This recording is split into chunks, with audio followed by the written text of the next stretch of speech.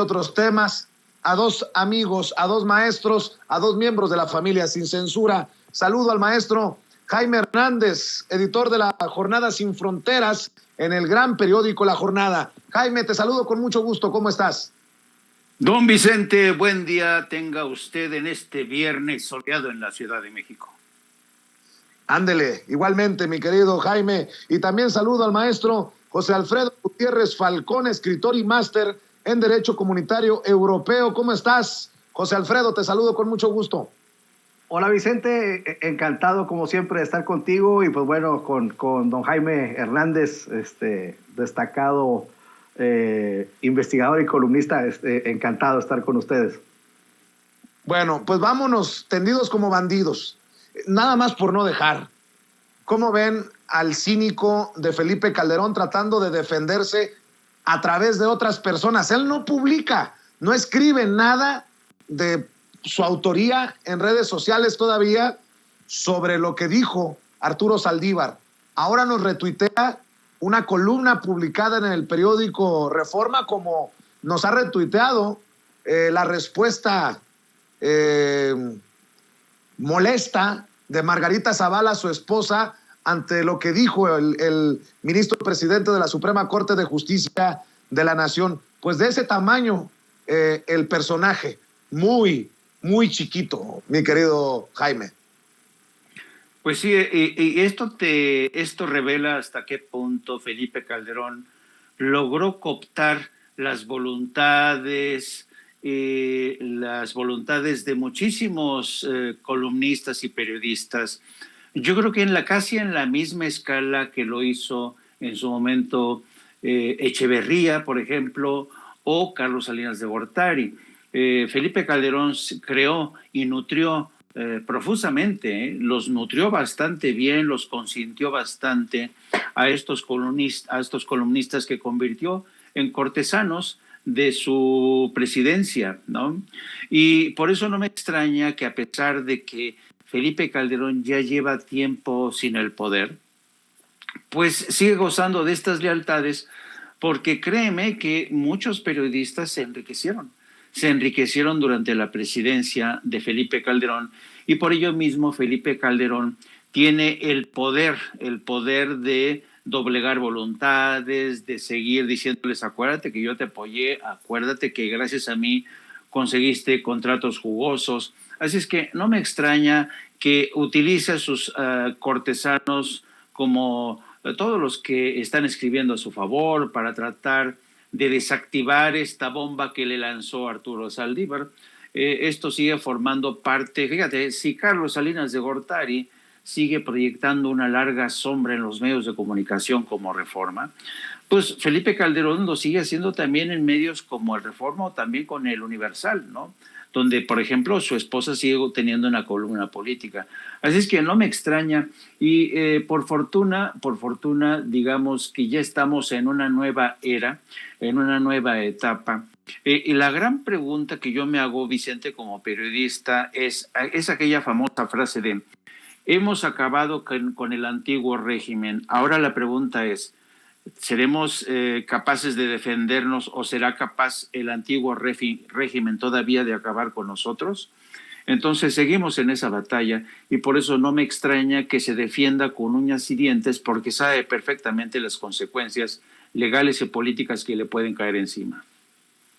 Así es, José Alfredo Gutiérrez Falcón, también tu comentario sobre este personaje muy beligerante, muy bravo, pero cuando le meten un periodicazo en el hocico como el de hace días, muy mansito, calladito. Pues sí, ahora lo que pasa es que las declaraciones del presidente de la Suprema Corte pues son algo serio, es algo muy fuerte, y creo que en este caso pues ya está, yo creo que este es el primer caso de cobardía más fuerte que le hemos visto a Felipe Calderón. Ya nos tiene acostumbrados a una especie de un comportamiento totalmente pues cruento, un comportamiento cínico, y ahora lo vemos totalmente sobajado detrás de un tuit que la verdad da mucha pena, porque imagínate que un expresidente de una nación como México esté escondiéndose atrás de este tuit. O sea, significa muchísimas cosas. Yo creo que por primera vez estamos viendo a un Felipe Calderón acobardado en extremo, sintiendo ya muy cerquita muchas cosas. No debemos de olvidar que cada uno de sus colaboradores han ido cayendo uno por uno de la Policía Federal, su secretario de Seguridad, y esto nos muestra, nos refleja de cuerpo entero a un personaje menguado totalmente políticamente, totalmente rebajado en su calidad moral, inexistente, diría yo.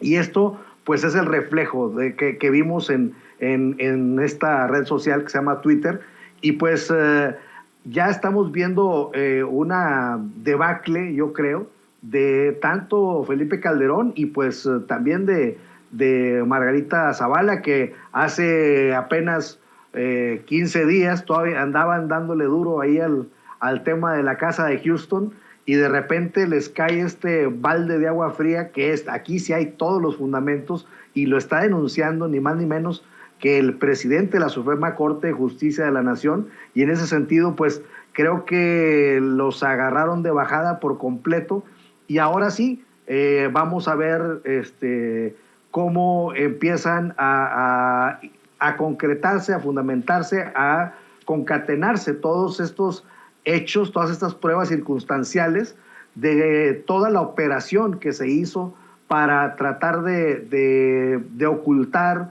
de reprimir todo lo que tuviera que ver con una probable responsabilidad de la familia de Margarita Zavala. Y como lo decía el presidente de la República, lo raro es que lo encubren en lugar de decir, bueno, pues que se haga lo que se tenga que hacer, como se ha hecho en el caso de la Casa Gris y en el caso del hermano de Andrés Manuel López Obrador, pues que se ventile, que la vida pública sea cada vez más pública. Entonces, ¿por qué toman esa postura de querer, esa postura mafiosa de querer amenazar, de reprimir, de no dejar que salga ese avión para que se curen los niños heridos? Es decir, estamos viendo ya una fase de Felipe Calderón en total decadencia. Esto creo que viene a darle un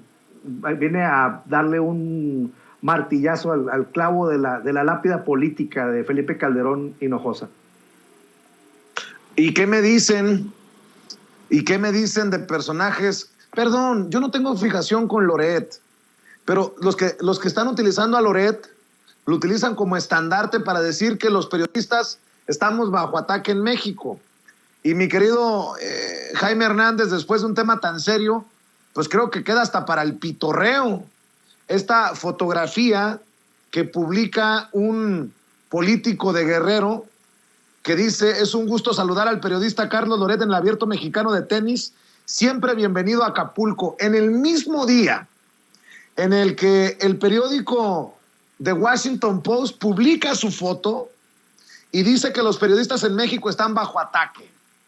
Bueno, para los periodistas que estén bajo ataque hay que irnos al Abierto Mexicano de Tenis, y ahí vamos a estar muy seguros, si es lo que hace el más atacado de los periodistas en México, Carlos Loret de Mola, aunque mis fuentes me informan, nótese mi sarcasmo, que ya iba nuevamente a tierra de conflicto a cubrir el conflicto en Ucrania, pero agarró un vuelo con escala en Acapulco. Nótese mi sarcasmo, mi querido Jaime.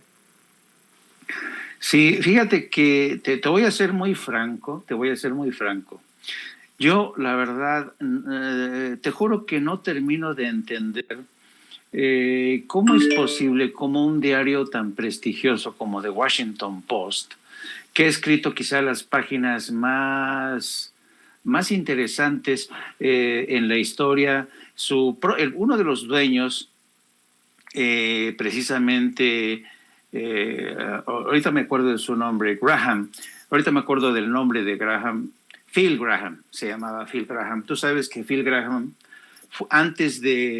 heredó el periódico Phil Graham, y antes de suicidarse, Phil Graham, él solía tener columnas, y recuerdo mucho que acuñó una de las frases más interesantes, más importantes en el periodismo, que dice: el periodismo es el primer borrador de la historia.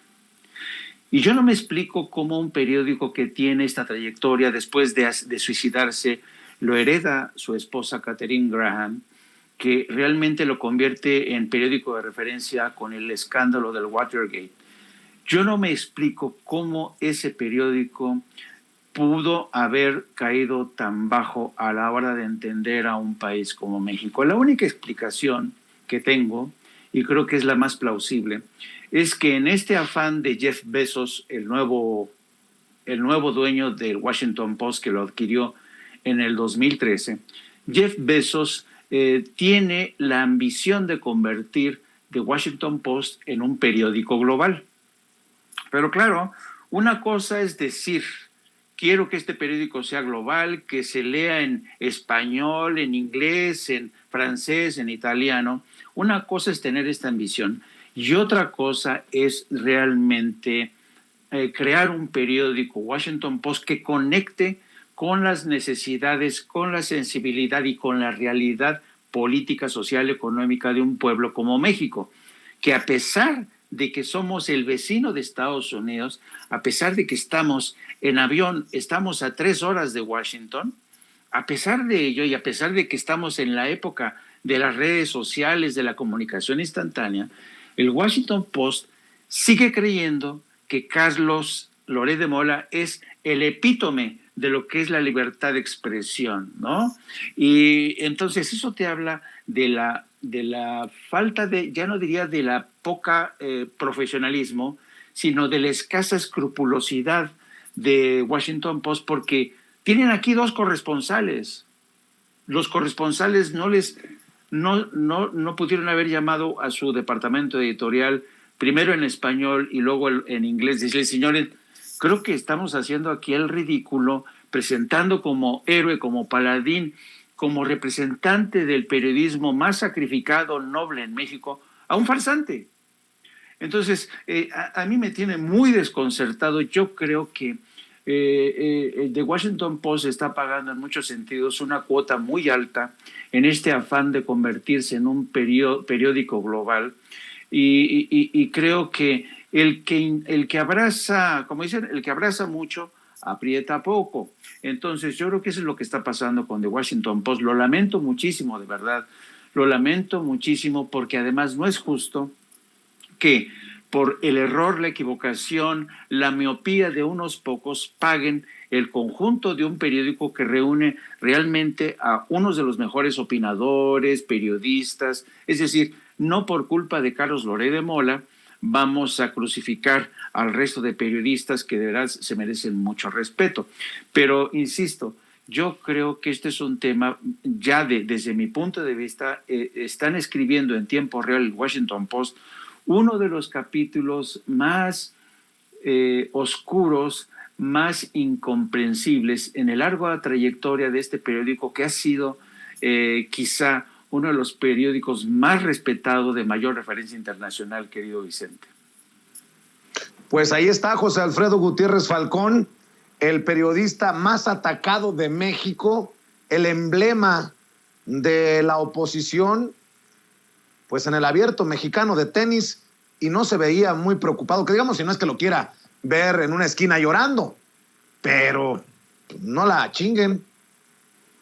Sí, pues vemos cómo es un estado de cinismo, pues que no tiene llenadera, no tiene dimensiones, y lo peor de todo es que todavía que él se presente ahí y que la gente todavía se quiera tomar fotos con él. O sea, eso es lo más preocupante, ¿no? Es como cuando vas a ver una mala obra o un mal espectáculo y dices, bueno, pero está bueno el espectáculo, digo, ni modo, pues así estuvo el espectáculo, pero cuando la gente se para para aplaudir, hacerle una ovación de pie, pues dices, entonces sí estamos en un problema, ¿no? Entonces, eso es lo que está ocurriendo, y creo que es algo como lo que dice Andrés Manuel López Obrador, que hay gente que no va a cambiar su postura así, llueva, truene o relampaguee, y pues ahí lo estamos viendo. Hay gente que se siente orgullosa de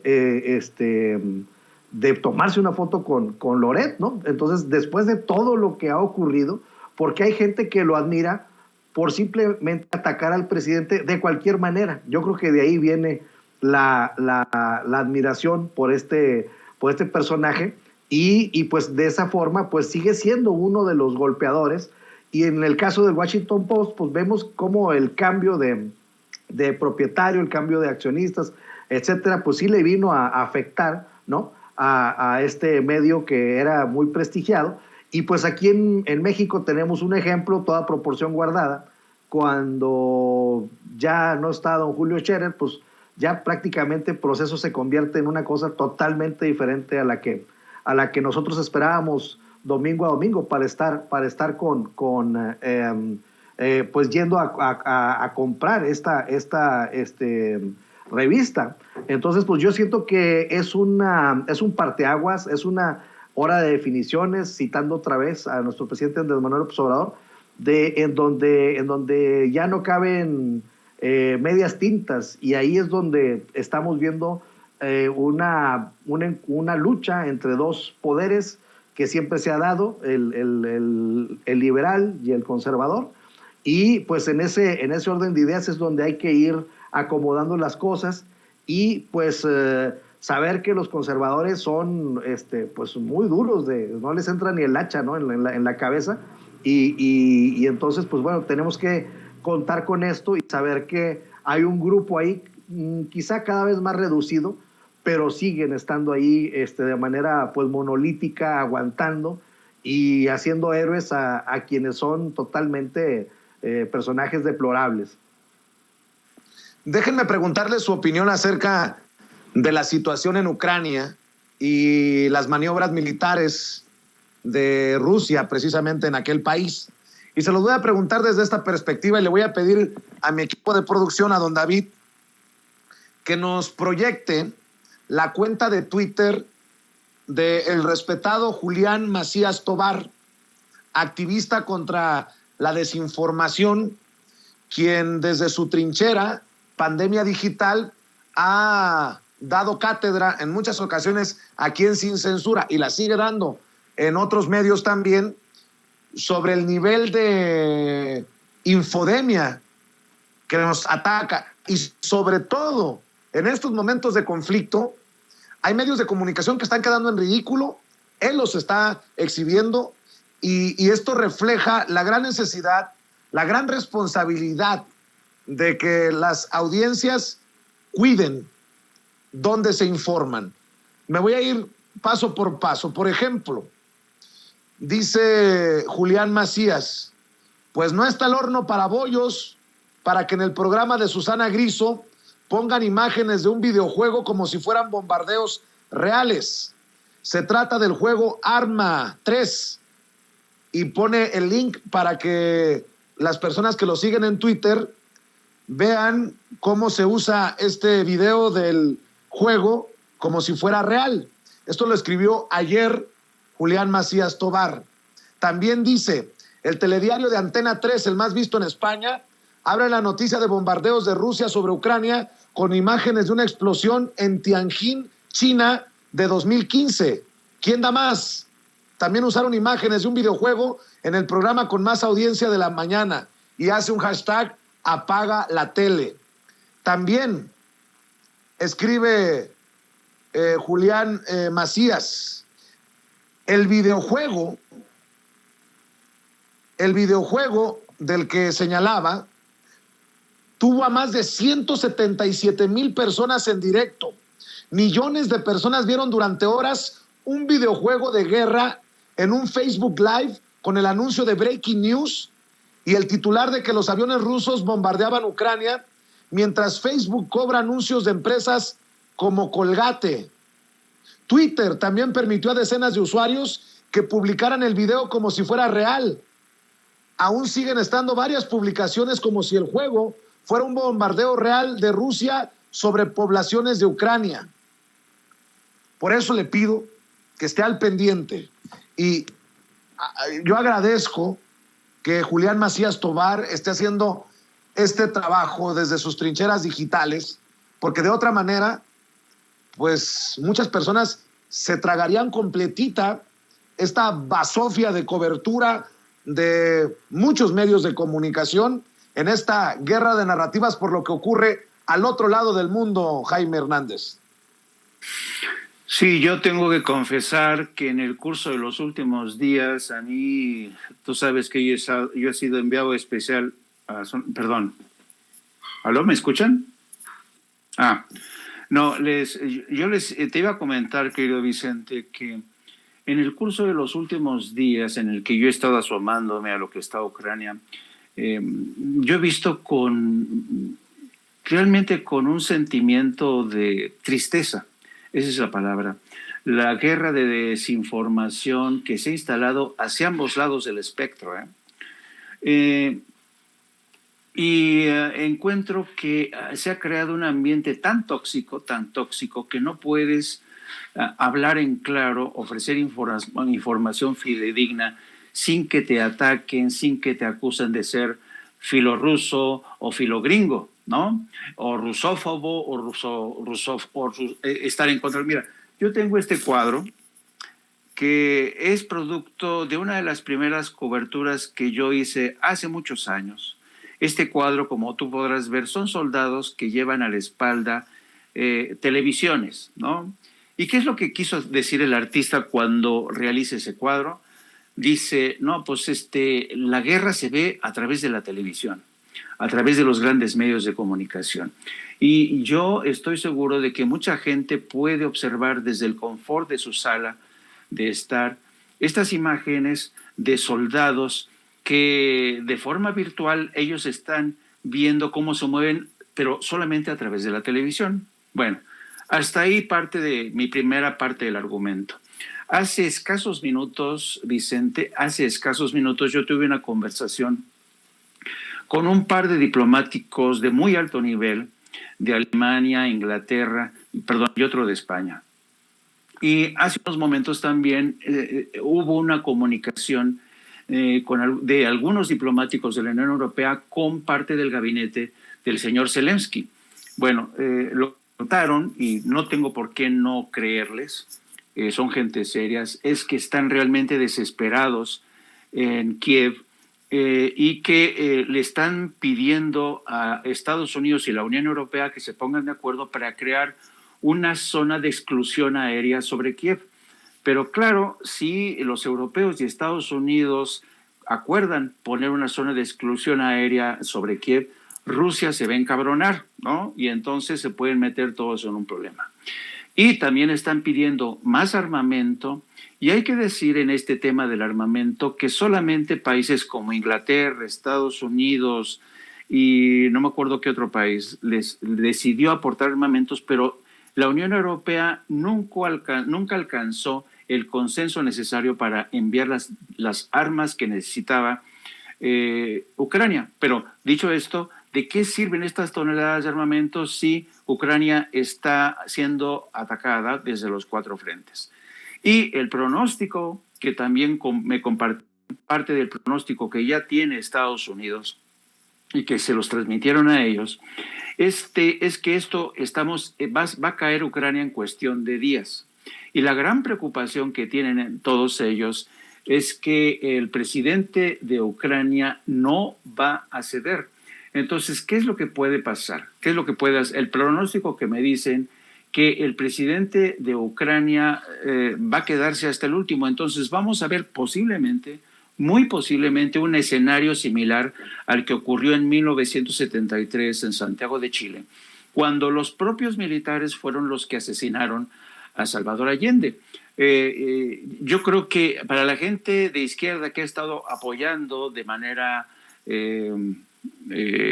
bastante entusiasta el avance ruso, yo creo que se han dejado se han dejado convencer por muchas de las medias verdades que, insisto, se han producido hacia ambos lados.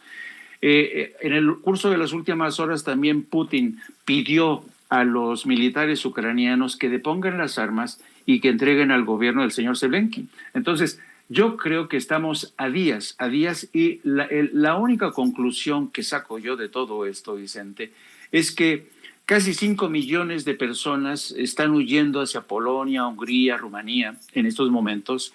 El presidente Zelensky está cada vez más desesperado porque lo han dejado solo. Lo dejaron abandonado a su suerte tanto Estados Unidos como la Unión Europea, después de que Estados Unidos dijo, no, Estados Unidos está siempre no, ya lo abandonaron a su suerte y es cuestión de días que caiga Ucrania. Nadie se atreve a ponerse en el camino de Vladimir Putin.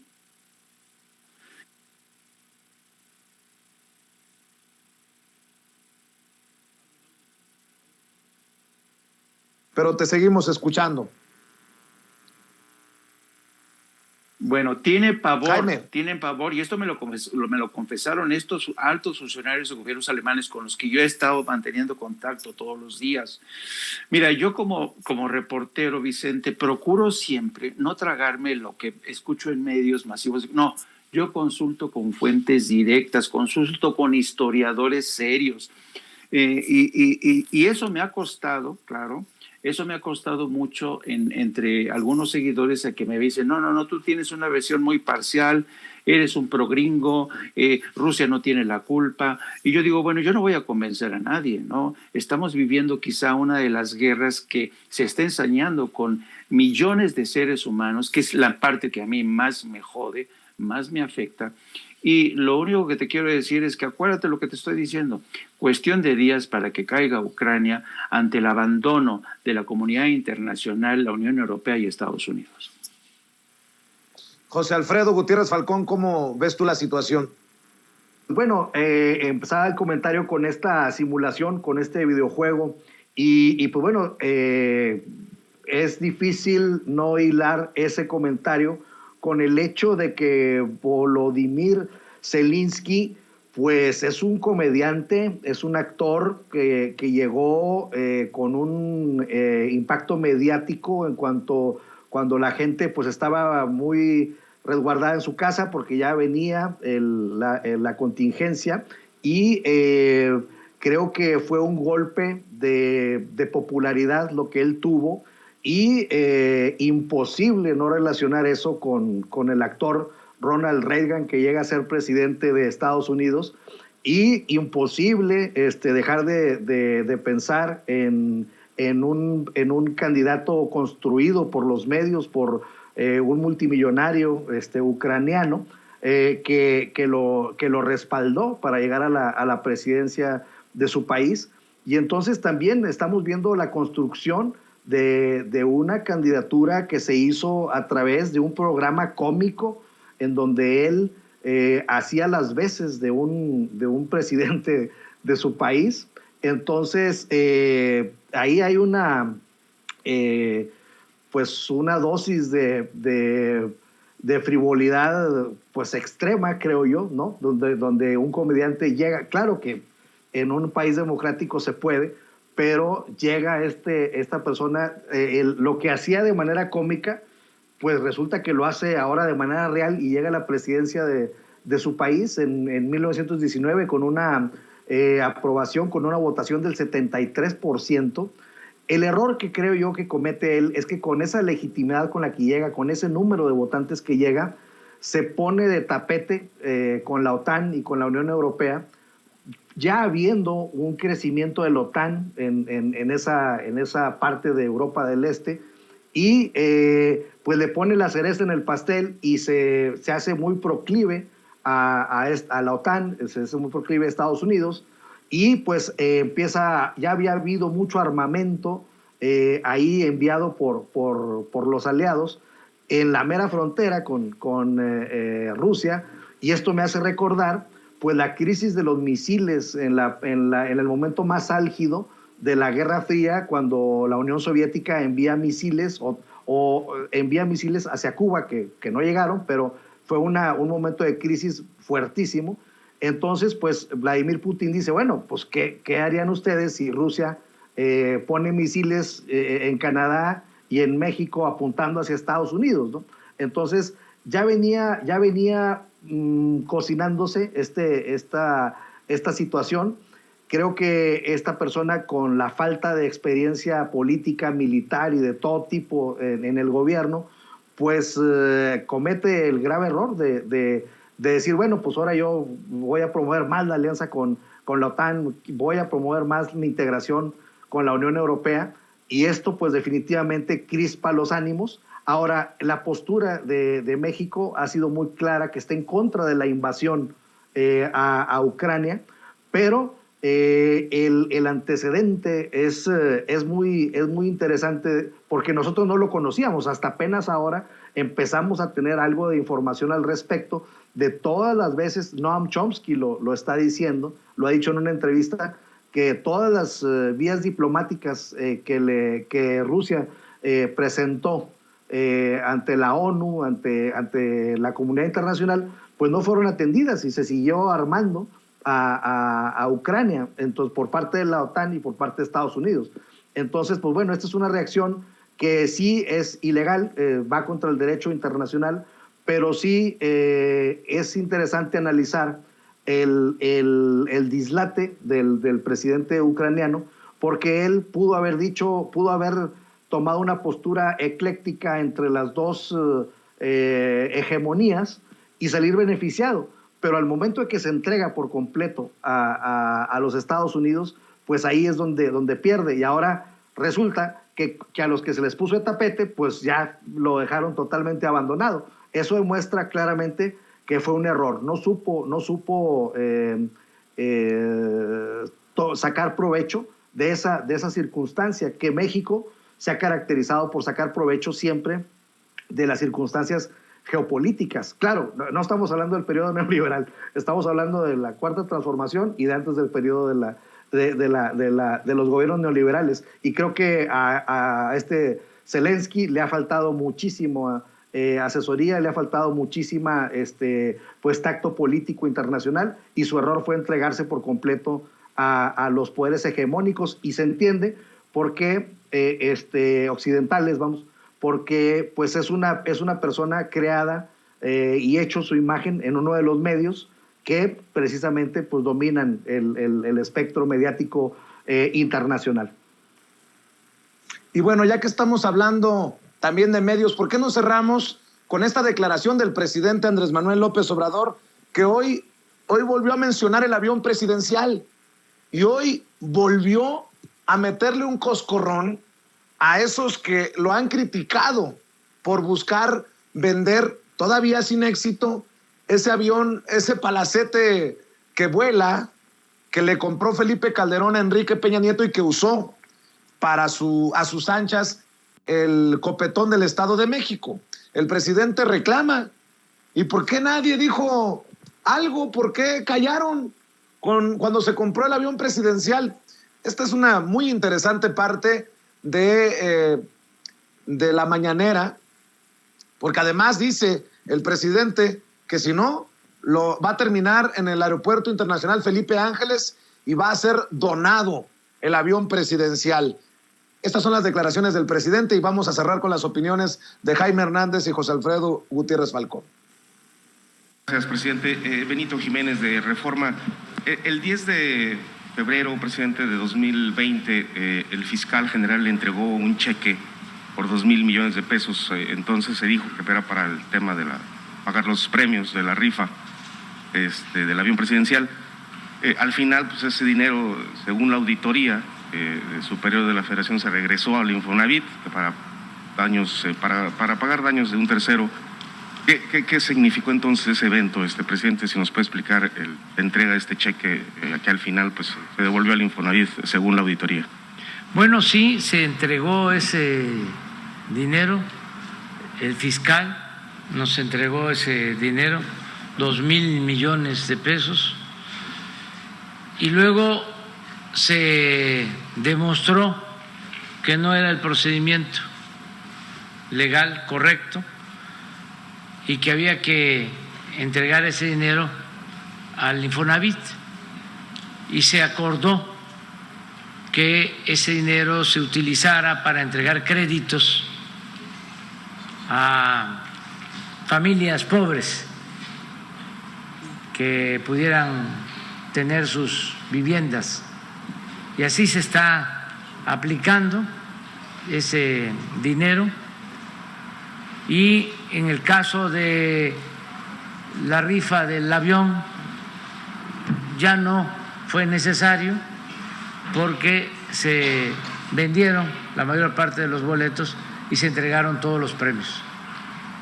En esta tesitura, presidente, ¿sigue generando costos este avión? ¿Cuál es el destino, el estatus de este avión? ¿Ya se intentó vender? Bueno, canjear? el avión vamos a seguirlo recordando porque en su momento nadie dijo nada, callaban,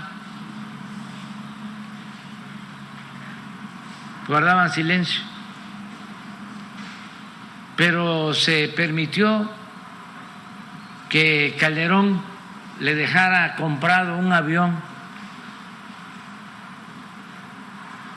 al presidente Peña Nieto, extravagante, un avión que no lo tenía ni Obama, un avión de lujo. Imagínense, 75 metros de largo, para 240 pasajeros. ¿Cuántos pasajeros se trasladan en un autobús? 50. Imagínense el tamaño del avión para 240 pasajeros, que además pues no van tan apretados como en el camión. Y miren, a mí, es mi opinión, a mí sí me resulta importante que el presidente lo vuelva a poner sobre la mesa. Le tiraron la recta y el presidente le pegó de jonrón, poniéndolo en términos de pelota como le gusta al presidente. Y es que, ¿cómo es que callaron? Si no todos, casi todos los medios, los analistas, los periodistas, que son los que ahora critican que el presidente no ha podido vender el avión, o más aún, fíjese, en momentos en que Arturo Saldívar dice que fue golpeado duramente por la prensa, presionado también en tiempos de Calderón, son los mismos de los mismos. Jaime Hernández, ¿cómo ves esto que destapa nuevamente el presidente? Que creo que hace más sentido con la exhibida que ha habido de los Loret, de las Aristegui, de los López Dóriga, de los Riva Palacio, una y otra vez desde la mañanera. Creo que tiene otro sentido, ¿no?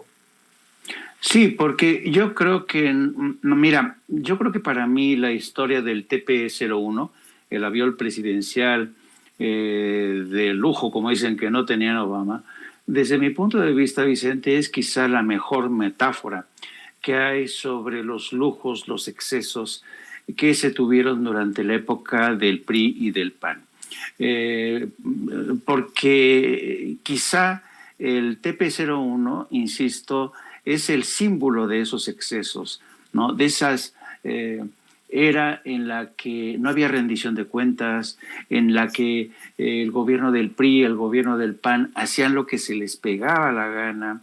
¿Te acuerdas de las giras del presidente Enrique Peña Nieto para visitar a la reina? Bueno, se llevaron hasta el Perico, viajó toda la familia, entonces, y también con Felipe Calderón, cuando iba de viaje, no solamente se llevaba miembros de su gabinete, no, se llevaba una corte de periodistas, de columnistas, a quienes consentía, ¿no?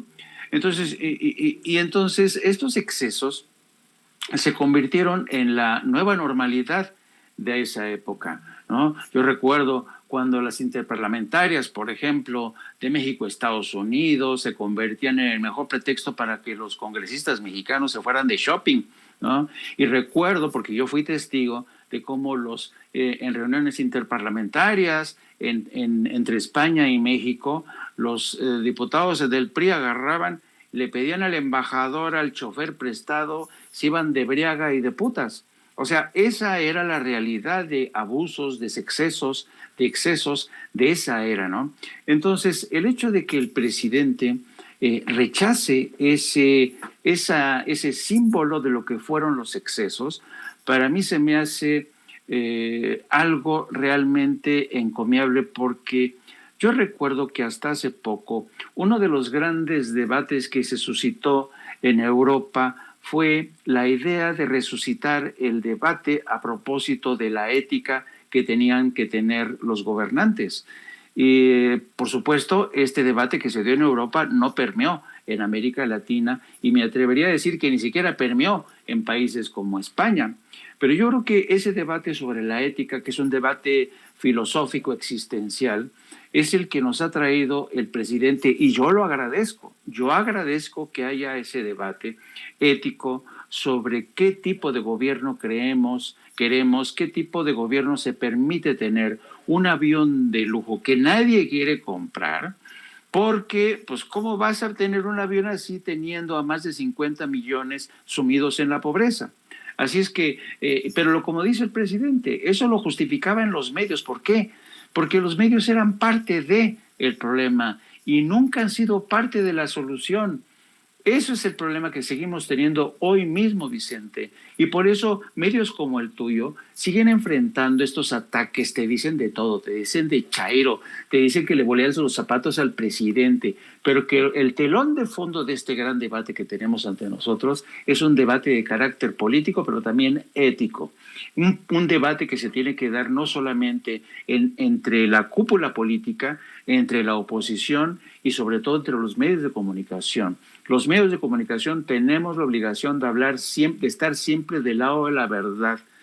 Tenemos que ser insobornables, no inventarnos, no mentir, no caer en medias verdades, no. Los medios de comunicación tenemos la obligación de tocar fuentes directas, de decir lo que vemos, lo que nos consta, y a veces seremos comprendidos, a veces, muchas veces, la inmensa mayoría de las veces seremos incomprendidos, pero yo creo que no hay que abandonar esta ruta crítica que ha señalado López Obrador, por fortuna, finalmente, para que todos sigamos apuntando por ese camino del rearme ético de México en todos sentidos. Y hablo por los médicos, los abogados, los periodistas, los ingenieros, los arquitectos, los campesinos, los jornaleros, las amas de casa, en fin. Yo creo que es muy necesario este debate. Algunos quizá les resulta molesto, a algunos les estorba este debate sobre la ética,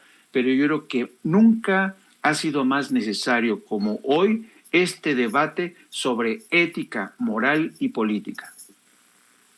Así es, querido Jaime. Y antes de escuchar también tu reflexión, José Alfredo Gutiérrez Falcón, le adelanto que ya está la colega Nancy Flores, corresponsal de la revista Contralínea, en el sistema, y vamos a platicar con ella, pero también me acaba de llegar de último minuto, noticia de último minuto, lo informa en redes sociales Marcelo Ebrard. A ver qué dicen desde la oposición ponzoñosa y venenosa.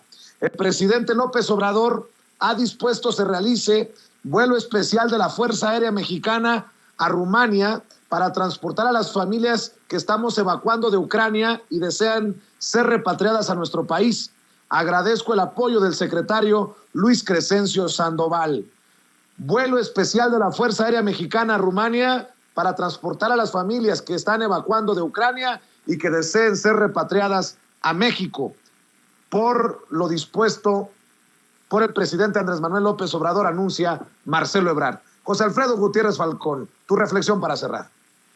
Pues bueno, en cuanto a esto último, siempre hemos visto una cercanía muy, muy estrecha cuando ha habido algunos episodios peligrosos siempre ha habido una solidaridad del gobierno de Andrés Manuel López Obrador en cuanto a acontecimientos de alto riesgo. Y ahí tenemos ni más ni menos que cuando se le salvó la vida a Evo Morales. Ese es el ejemplo cúspide, yo creo, ¿no? Y bueno, siempre con nuestros connacionales, cuanti más, ¿no? Porque Marcelo Ebrard siempre ha sostenido una relación incluso directa, ha tenido conferencias de Zoom con la gente que está en Ucrania y han reconocido y le han dado las gracias a estas personas, estos connacionales nuestros que están en Ucrania o que estaban en Ucrania, el hecho de que se han comunicado con ellos de manera personal para atenderlos, y creo que esto es una prueba más de la sensibilidad del gobierno de México, del gobierno de Andrés Manuel López Obrador. Y con el otro tema, siguiendo a Jaime y suscribiendo todo lo que tan acertadamente dijo, creo que cuando, como dice el presidente de la República, cuando cambia la mentalidad, cambia todo.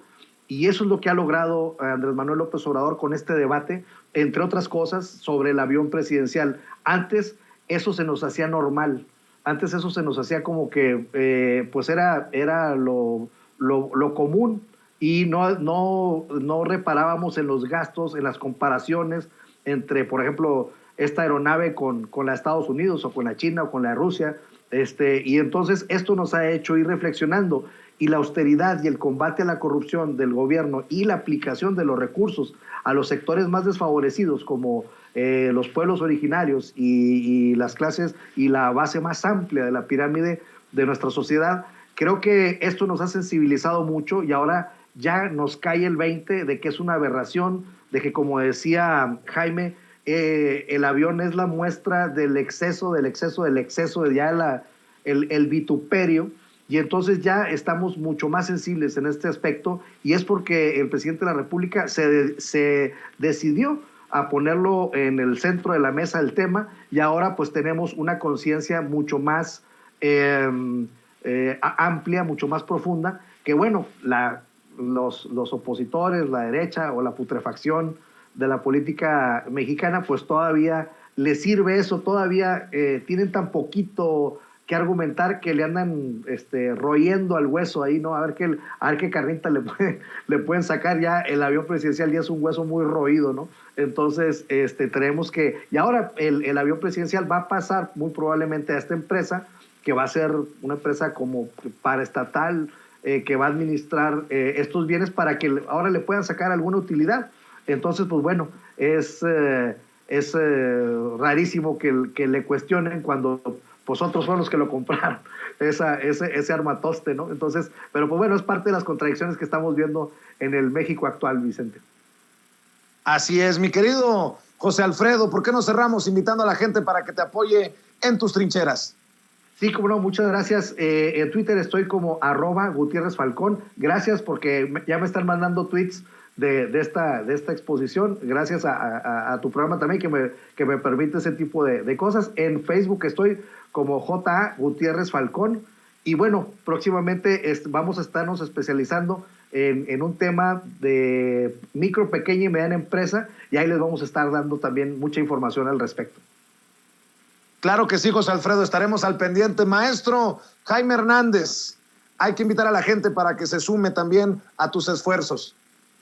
Gracias, querido Vicente. Pues sí, les invito a que se sumen a nuestro canal de YouTube, No Apto para Cínicos, donde tratamos de hacer un trabajo de periodismo sin medias verdades, sin propaganda. Y a veces es complicado abrirse brecha, pero pues uno tiene que seguir en este camino. Desde que yo empecé como periodista hace más de 40 años, la verdad es lo que me ha regido mi oficio.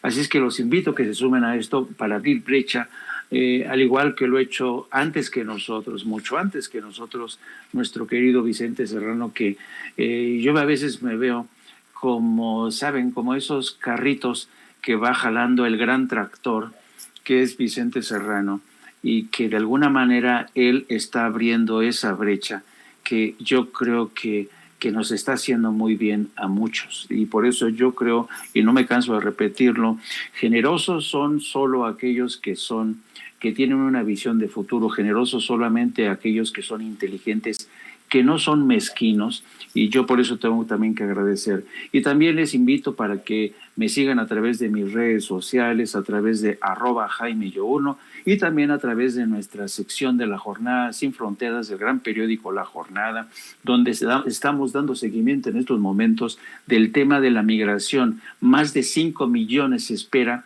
que huyan despavoridos, que ya están llegando a países como Rumanía, como Polonia. Como dijo Vicente, acaban de anunciar el envío de aviones. También el gobierno de Perú, del presidente Pedro Castillo, también acaba de anunciar que va a enviar un avión militar. Así es que ahí en esa sección hacemos seguimiento de todo esto. Muchas gracias, Vicente, y nos vemos más tarde. Agradecido por tus palabras, querido Jaime. Nos vemos al rato. José Alfredo, un abrazo también para ti. Que pasen excelente día. Déjenme saludar también